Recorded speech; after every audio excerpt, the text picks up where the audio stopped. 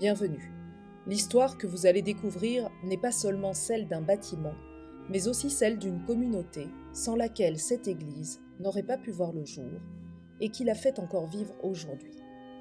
C'est donc une histoire de construction architecturale tout autant que d'édification humaine. Tout commence au début des années 60. Le quartier du Haut-Ménil, encore largement en friche, voit pousser les immeubles et sa population augmenter rapidement. La chapelle Saint-Joseph, édifiée vers 1936 grâce à l'important legs d'un ancien curé, se révèle vite trop étroite pour accueillir les fidèles toujours plus nombreux.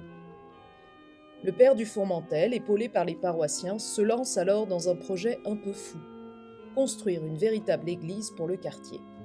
Les crédits accordés par les chantiers du cardinal ne suffisent pas.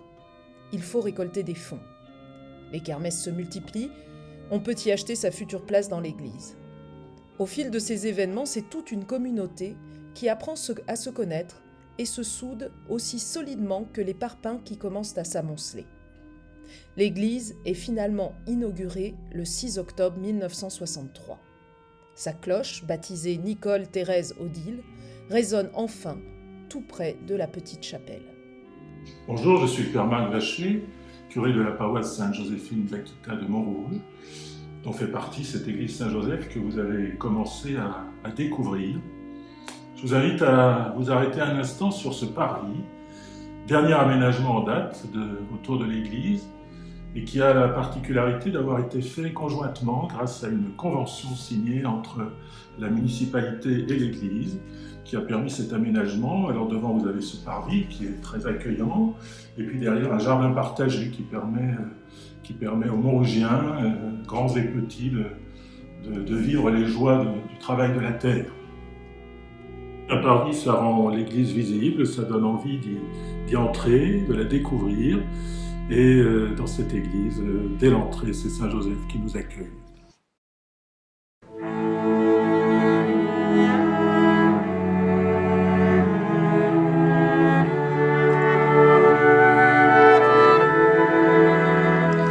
Le gardien de la Sainte Famille et mon fidèle Père vigilant.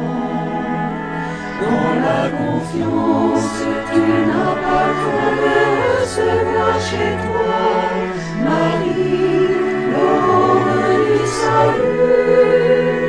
Nous t'honorons, glorieux Saint Joseph, notre soutien quotidien dans le labeur. Tu as veillé sur Jésus comme un père. Veille sur nous et conduis-nous à lui.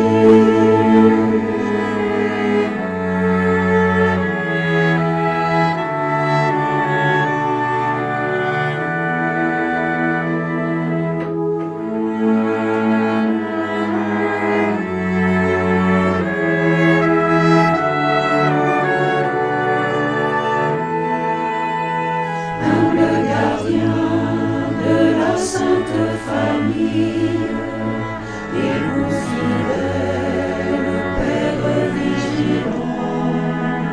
Dans la confiance, tu n'as pas craint de recevoir chez toi Marie, l'aurore du salut.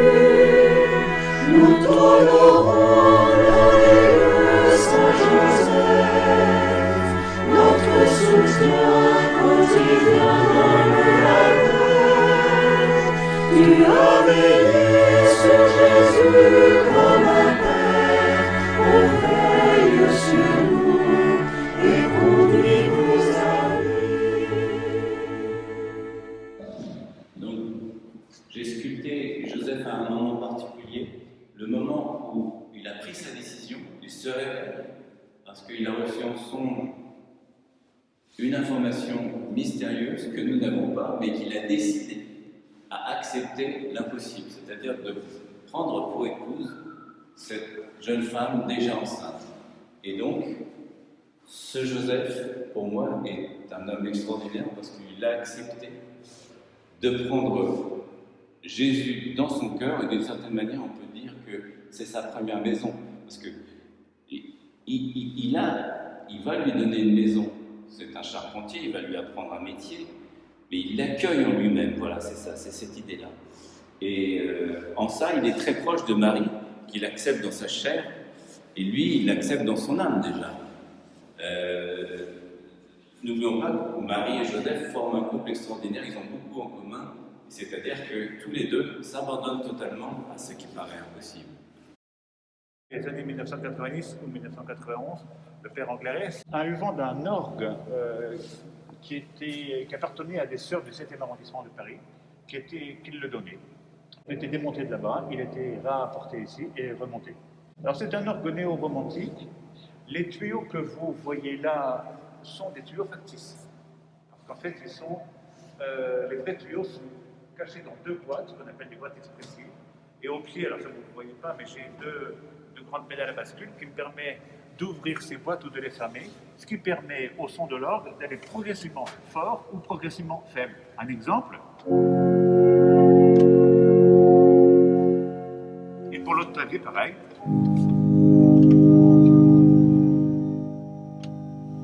Sur cet orgue, on peut jouer une main sur un clavier et l'autre sur l'autre. C'est ce qui se fait pratiquement dans toutes les orgues à 2 ou 3 claviers, ce qui permet de jouer un air à la main droite et son accompagnement à la main gauche.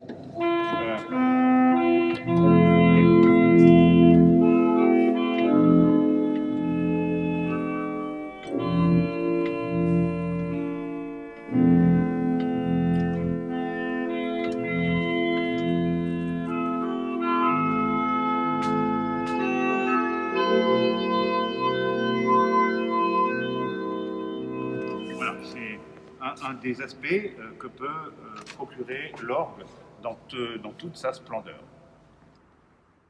Je suis né à Montrouge, c'était ma paroisse.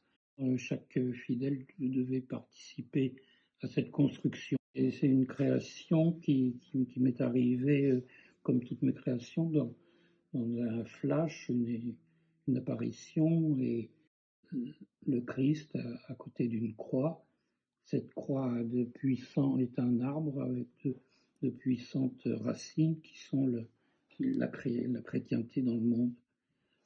C'est un arbre de vie qui fleurit et qui interpénètre même le corps du Christ. Avec ce renouveau des saisons, cette mort et cette renaissance tous les ans qui fleurit. Alors on voit aussi le Christ avec la main sur la Bible et c'est la parole. Alors après, chaque fidèle, à partir de ces éléments, peut faire son propre chemin. Le chœur aux murs courbes accueille un autel en granit de Perros-Guirec. À sa droite, le baptistère en cuivre étamé jouxte une statue de la Vierge, œuvre de Jean Bourreau, un sculpteur breton. Étonnamment, Jésus domine Marie, dont l'oreille écoute délicatement battre le cœur de son Fils. J'espère que cette visite virtuelle vous aura plu et qu'elle vous aura surtout incité à venir visiter notre église Saint-Joseph et aussi à prier son saint patron en cette année qui lui est consacrée.